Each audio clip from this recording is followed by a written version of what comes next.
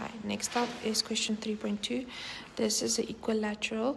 They say determine x. Now, if you take x, interior angles of a quadrilateral is equal to 360 degrees, which means you just minus all the others and equals to 81 degrees.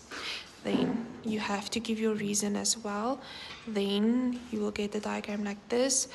This angle is going to be the vertically opposite angle again. So A is then going to be 53.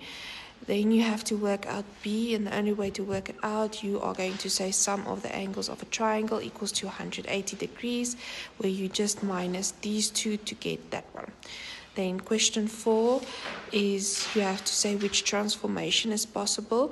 So if you look at the shape like this, it's turned this way and then again. So it's rotated, it's not translated or anything like that, as well as it's not reflected.